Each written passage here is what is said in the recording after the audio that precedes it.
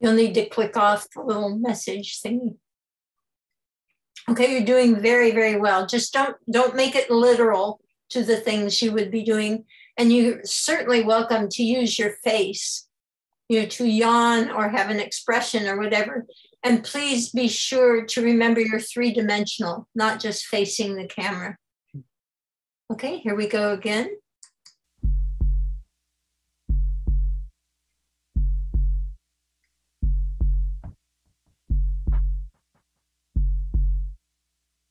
Keep it really slow, intensely slow. Terry, slow it down a little. Yeah, good.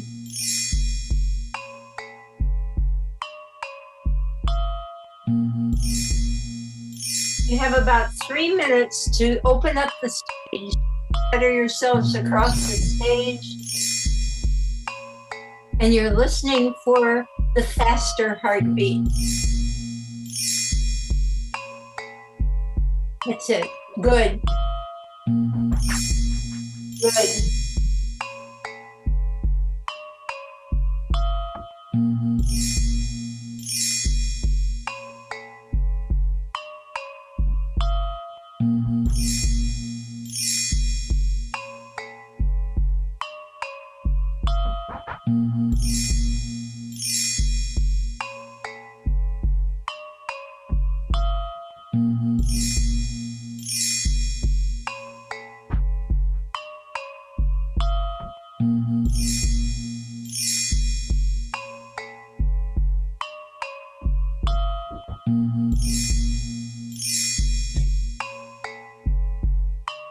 Less than a minute. You got it.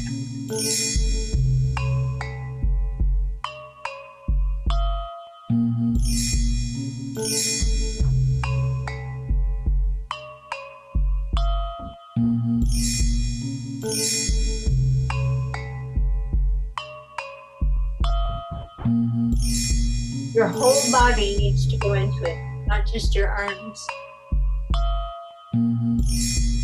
Good, good. Oh, very nice.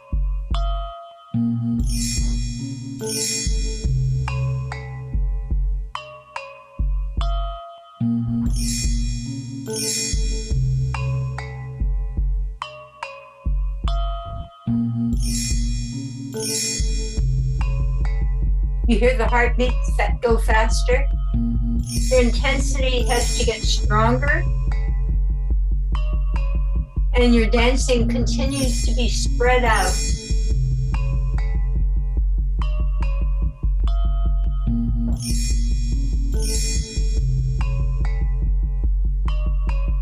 You're tense. You know something's wrong.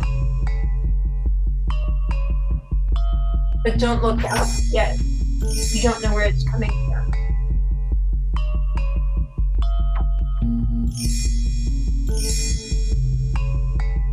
Good work.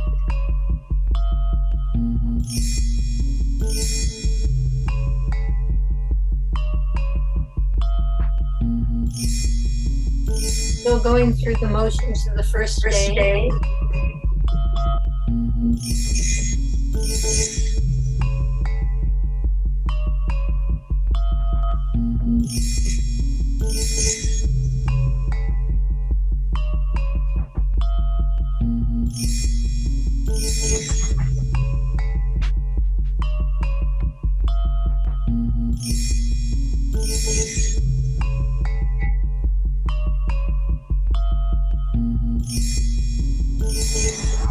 First plane, look up. And your face should change. Shock. And you draw back together. You've got less than a minute to dance your ways back into a tight-knit group. That's it. Good, Gina.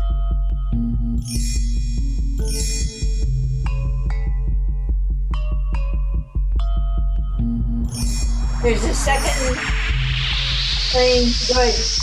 That's it. Don't go that far yet, Gina. That's for the wailing.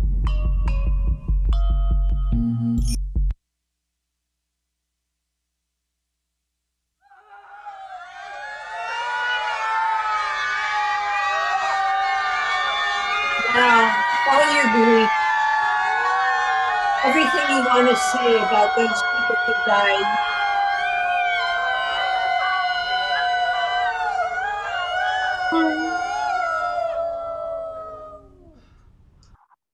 Okay, good. That's part one. It ends with the keening. And into that keening goes everything. All the children who were left without parents, all the people who suffered for a long time before they died, everything that was dreadful about that happening. And the shock it was. Barbara, you're not hearing the music? Is anybody else not hearing the music? Everybody else is hearing it? Nod to me if you're hearing it. Okay. Barbara, it must be something at your end. Maybe increase your volume. It's my volume's at maximum. No, Barbara. Oh, yeah. Yeah. Barbara, is your own volume on your device all the way up?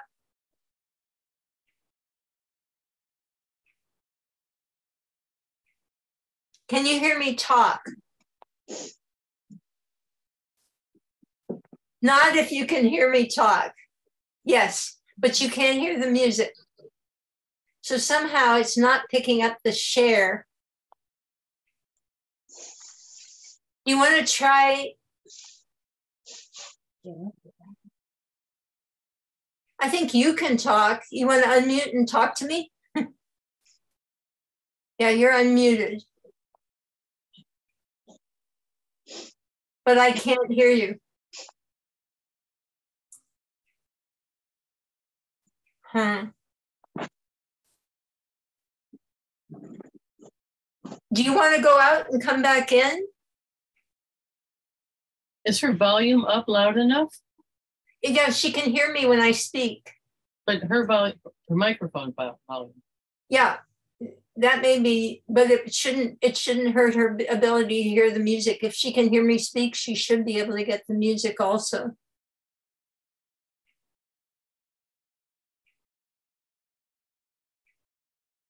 I can't hear anything that you're saying. Talk to me in the chat real quick.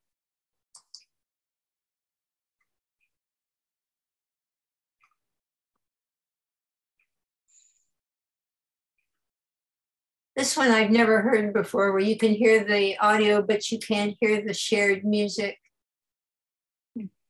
Okay, we'll go on. All right, I got it. All right, so that's part one. And part one is ended with the keening. When the keening comes, some people will be on the ground, some people will be standing. Part two is our tribute to the acts of heroism that followed that. And we're going to split up for that. I'm not happy that not more people are here tonight because I need to see who does what best. But there will be 4 groups that will come out one at a time to dance to different parts. And once they're out, let's say group 1 comes out, and it's the group for searching for the dead, searching for the living. When their part is finished, they don't stop dancing, they move back in St. Paul's and let another group come to the foreground, but they keep searching. The next group, I want to make sure that I tell you the right thing here. Yeah, the next group is bringing the wounded to healing. So going to put somebody's arm over somebody's shoulders and support them across the stage and get them somewhere and take care of them. When they finish with that, they will keep doing it. Again, moving to the back while the next group comes in. And the next group is the man with the bandana. Let me make sure he was the famous guy who nobody even knew his name, who went back in 20-something times to bring people down from the higher floors. And he finally died there doing that. We want to pay tribute to him. So someone will be the man with the bandana and will lead other people across the stage on this amazing life-saving journey this man did. And the last one is the most heart-wrenching of them all to me. It's only going to be 2 people. There was a man there whose colleague was in a wheelchair, and they were on one of the top floors, and there was no way she was going to be able to get out. So he stayed with her so she wouldn't have to die alone. I want 2 people to enact that during this. And then all 4 groups will dance together. And when we hit the end of that, you'll hear a flute that summons everyone together in the middle. And in the middle, we will do the lift, which represents the human spirit triumphing after all this, because it did. That's exactly what happened in the city. We went through all this heartbreak, sacrifice, caring, work. And there was a feeling that in spite of everything that had happened, that the human spirit and goodness were in the ascendant. So what we're going to do then is lift one person who will come up like this, and everyone else will follow and hold their arms up to her. She will come down. And then what happened was everyone was exhausted and completely depleted. The city went silent. Nobody had anything left. So that's the end of part 2, is that moment of exhaustion. Gina, you're the only one here that I would put into the lift tonight, but there are actually 3 women who are sufficiently small and graceful. Have you ever done a lift in dance? No? Okay, what we do is we get 2 or 3 people, particularly a couple of the large guys behind you, and they put their hands under your rib cage to lift you. So that leaves your arms free. And what you do to make that happen so that you're not like a sack of concrete hanging down there is you inhale. You inhale as you go up and you exhale as you come down. And when she comes down, we all go still. So we'll run through that tonight, but I just want you to know that's such an incredible moment in the dance that you can hear the inhale of breath in the audience. It's really, in one respect, it's the point of the dance, the fact that the human spirit did show itself stronger than evil, just to put it in the simplest terms. So this is the end of part 2. Let me walk you through it. I would like everybody to be a part of every group this time so I can see how you dance this, and then I'll figure out who belongs to which group in the next session. Any questions about this? It's not an easy dance to do, but don't forget that the last part of it is we conduct these people who have been through this whole journey with us of agony and depletion. We conduct them into a different state where they choose to reach out to human beings again, where they choose not to follow hatred with violence and more hatred. So the culmination of this is really heart lifting. Once you go through all this and you bring the audience with you, the result is beautiful. And I don't know anybody who has gone through all the performances we've done without tears. When you go out into the audience to touch them, you can't describe it. I'm hoping that there will be people around in St. Paul's when we're rehearsing so that you can get a taste of what that feels like. But when you see all these dancers leaving the stage and coming one by one into the audience with completely open hearts to look into their eyes or touch their hands, I always try to get the audience to pick up some of that because it's such an unbelievable experience. One woman in Toronto, when we did it for Parliament of the World's Religions, she said, when you guys came off the stage, what I thought was, oh, now it becomes real.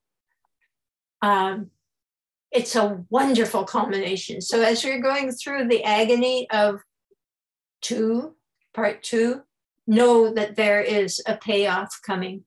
We have to acknowledge what happened in order to take people out of that place and into a different one.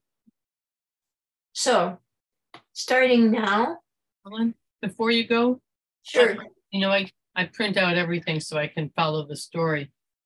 Do we not turn our backs after when the second plane,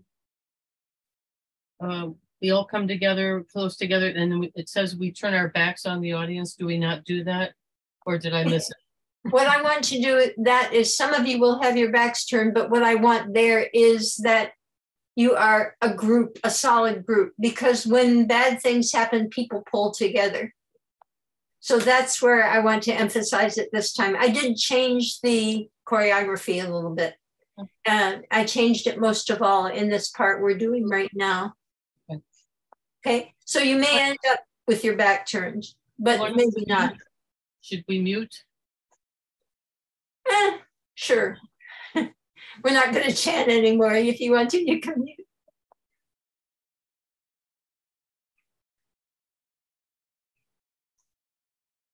If you don't want to, just don't make any squawky noises.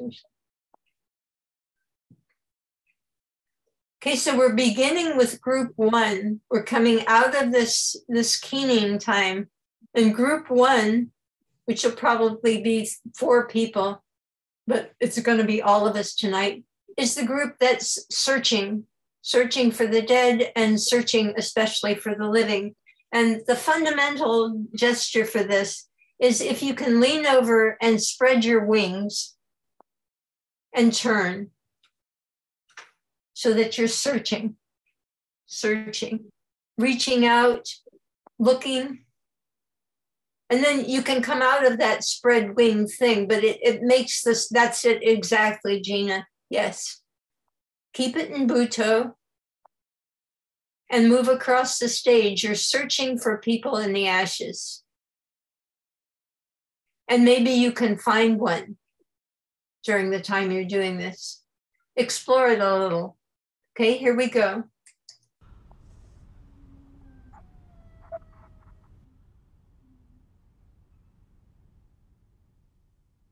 Here we go, I think. Here it is. Hello.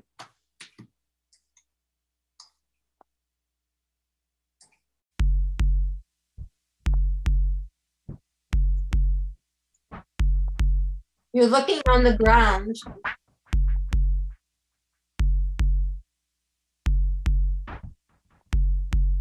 You're looking for a breath, a hand, a movement. That's it. Keep it in Buto. Keep it very slow.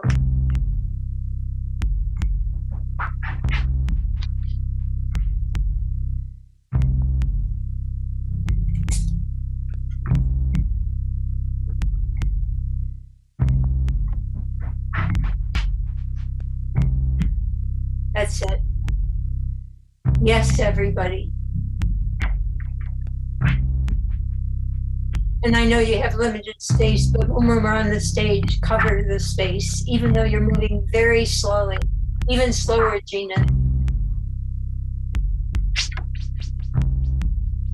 That's it. That's it.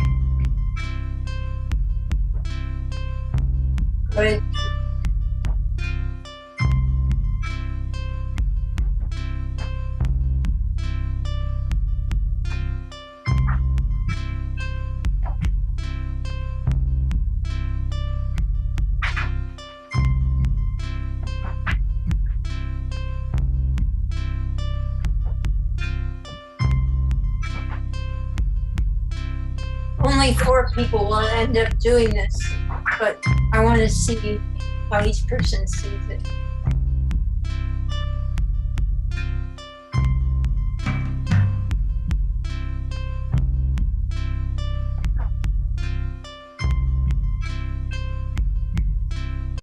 Okay, good. Now, that was longer than it actually will be, guys. I just wanted to see what you were going to do with it. See if I can find the exact cue for there we go. All right, the second part, which is helping the wounded across stage, is going to be hard to do all by yourself, but imagine that you have a person to support and to carry across. And the cue for that is the bass comes in. Here's where it happens.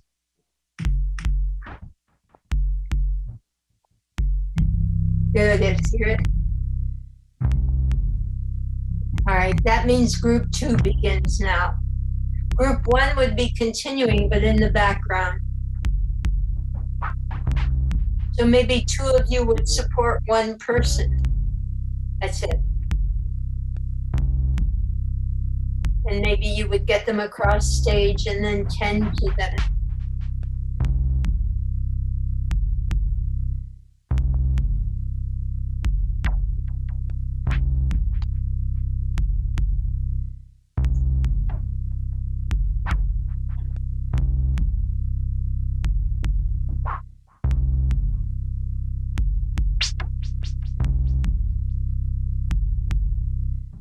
Okay, now you'll hear the higher notes coming in.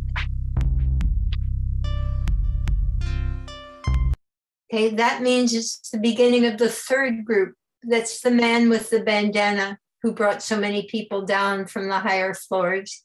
And what we'll do is we'll have 1 person be the man with the bandana, and the others will follow him. So imagine that you're following somebody. This is hard to do without the spatial thing, but if you get the cues in your body, I'm not worried about the spatial thing. We can get that in the short amount of time we have in-person stuff.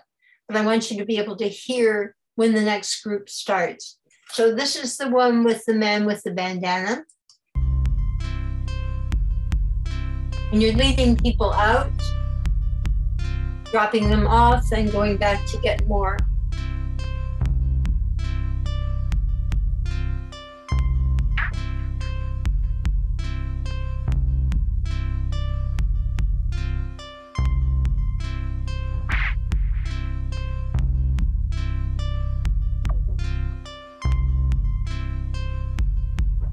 Now, each time he went back, that had to be another act of courage.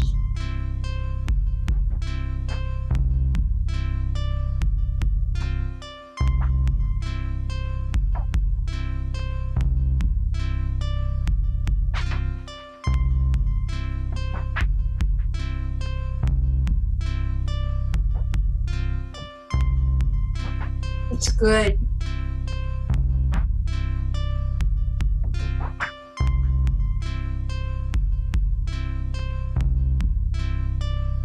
Maybe you had to hustle them down. Maybe you had to encourage them to get down.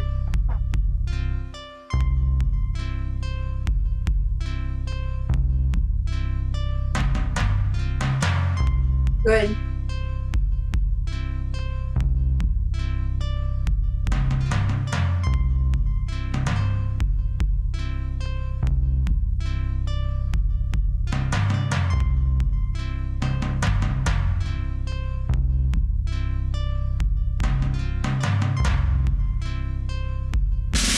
Okay, that's the signal for the 4th group. And these are the things I want you to note. We're going to go back through it again.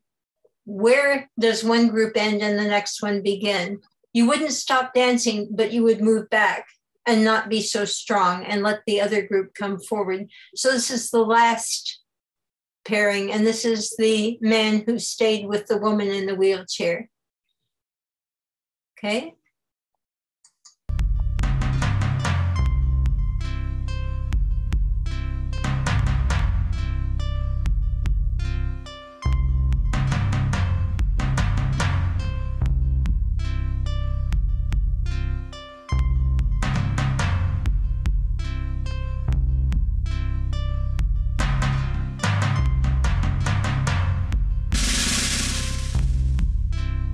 If you're really thinking about him, it's going to come across. Good.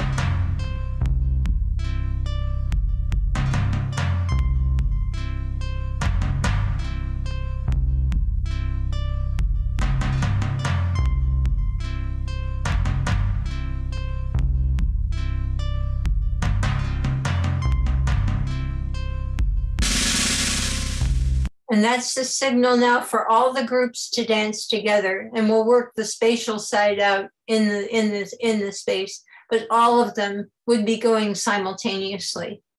And that goes on for a couple of minutes. And then we get to this point. Let me make sure I get this just right.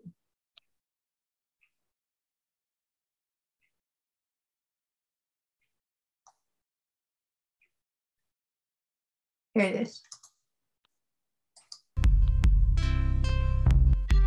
Hear the flute? Everybody hear the flute? Okay, that's the gathering together with the person we're going to lift in the middle. So you'd move across the stage and we'd start the lift in just a minute. And the lift would start to come up, and all of us would come up with it, bend over and then come up with it. And let's say Gina would be lifted up, up, up, up, up. And then we take a breath, and she starts to come down with us.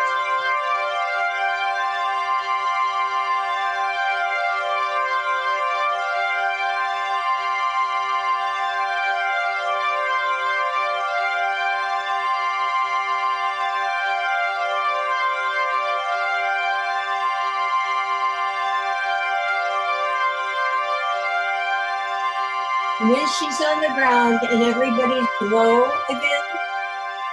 You exhale, you let your arms go limp, and you come to rest. You have nothing left to give. That's it. Your head would hang. That state of exhaustion where you have given everything you have.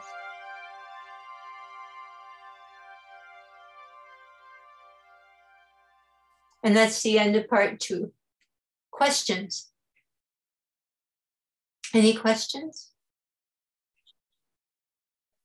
We will be going over it at every rehearsal because this one is the trickiest. But on the other hand, since you dance on after your particular group is finished, it's not life and death. You just have to remember to move back on the stage to let the other group come forward. And then you all meld together and then we do the lift. So it's really fairly simple. It's just a matter of knowing the cues for when group 1 starts and which group you're in.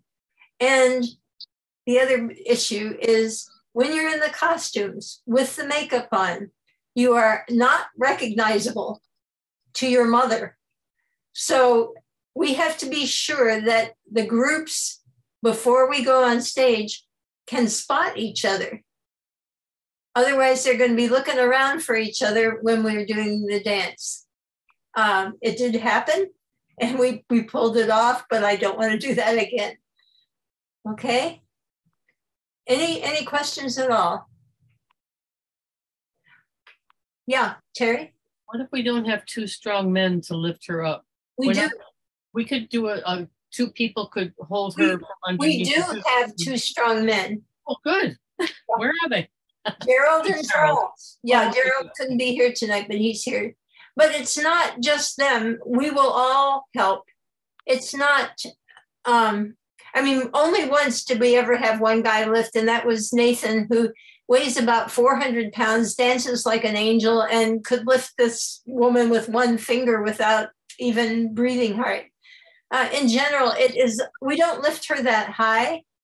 It's a slow up and a slow down. And actually, if you do it from the rib cage, then nobody gets hurt. Yeah, we've done it, 20 something times? It works, and it's beautiful. And the person who gets lifted has an amazing experience, generally speaking. Yeah. All right, let me take you then through the last one just as a skim so that we get the shape of the whole thing tonight. We do have time.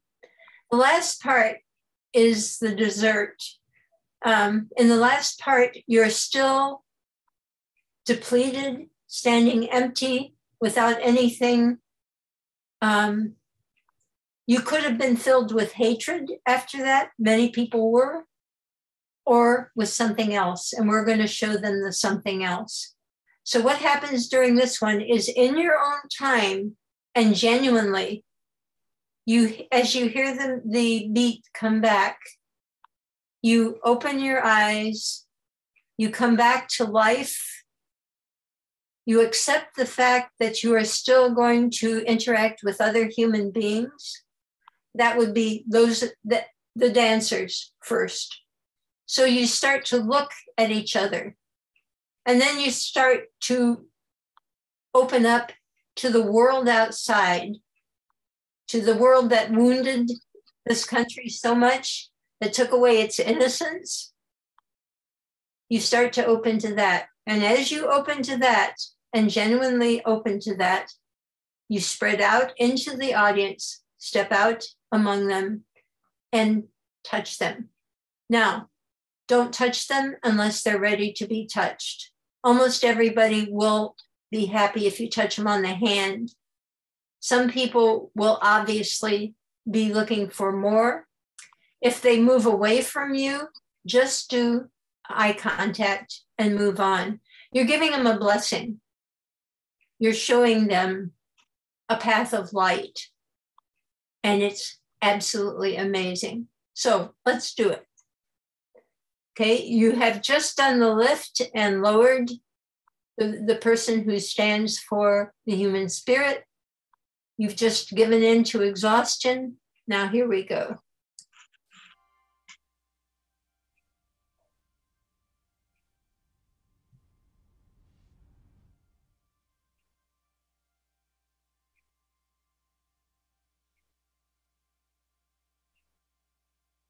It's coming. This is still exhaustion.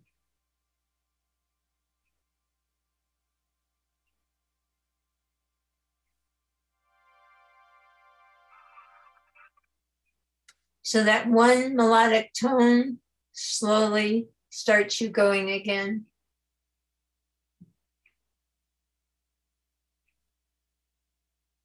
You have to make the huge jump to accept life.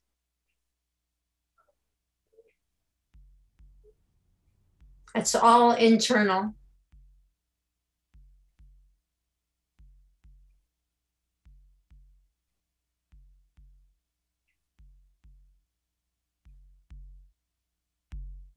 You hear the tiny drum beat? Okay, now is when you start to look at each other, maybe even to touch each other.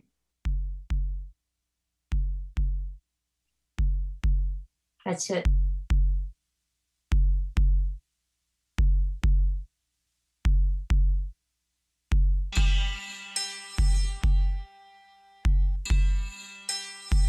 When you're ready, and it will be different for each person, you take your focus off each other where it's safe and start to look out into the audience. And again, when you're ready, you advance to the audience now. And this is a genuine connection you offer. An open heart after disaster.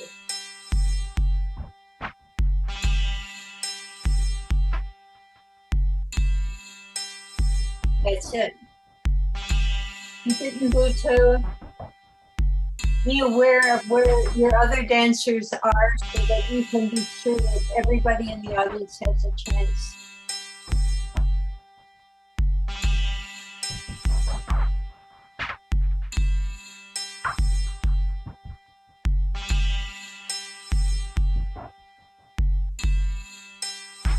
That's it. Now you walk into the audience.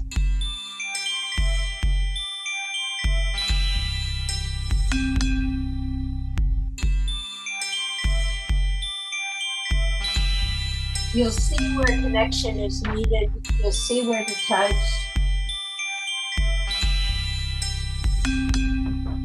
Some people will hold out their hands to you.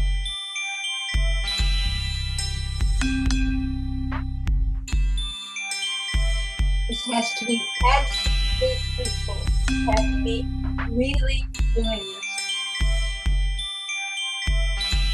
No defense.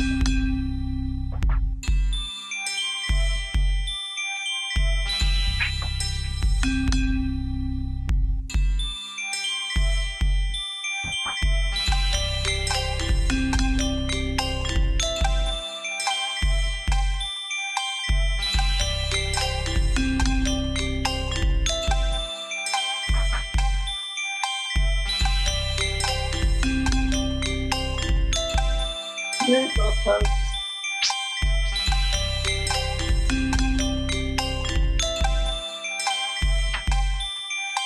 Be aware of the rhythm, because when it stops, that means it's time for you to turn and go back to the stage.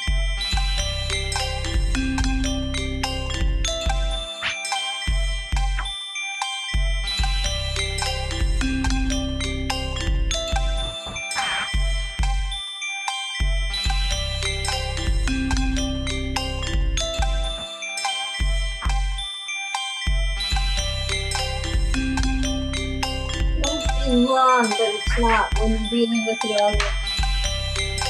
It's time to embody the consideration.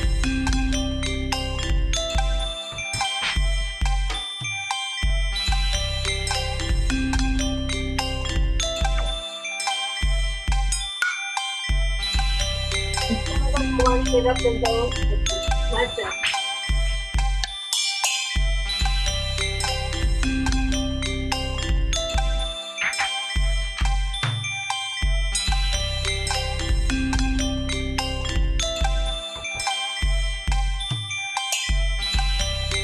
Plenty of time, that's it.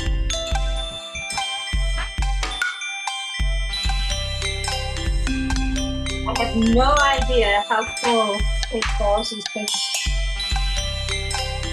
But at a guess, probably 100 people, maybe more.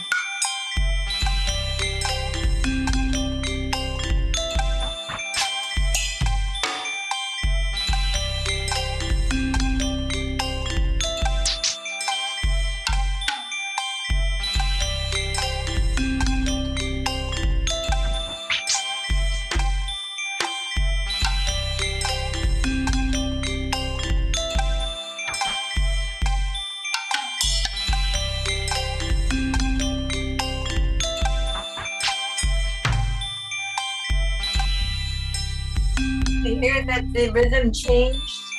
Now time to go back to the stage. And you can turn back to the audience as you move back to the stage and bring them with you in gesture. You don't have to just turn your back on them and walk up. That's it, yes. You come back to the stage and line up again.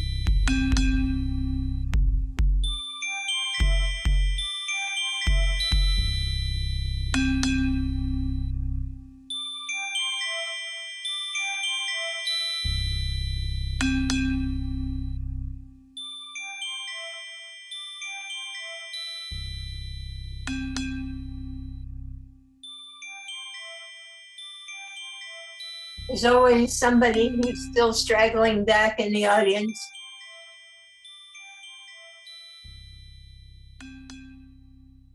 And when this is over, we take our bows. That's it. Okay, you get a pretty good idea of the shape of this. I know this is very artificial doing it like this, but with people all over the map during August, we had to go virtual. And if we can just get the shape and the cues down, we'll be able to do all the very intense spatial stuff on Friday and Saturday before the performance. You really look good, folks. Let me turn the recording off.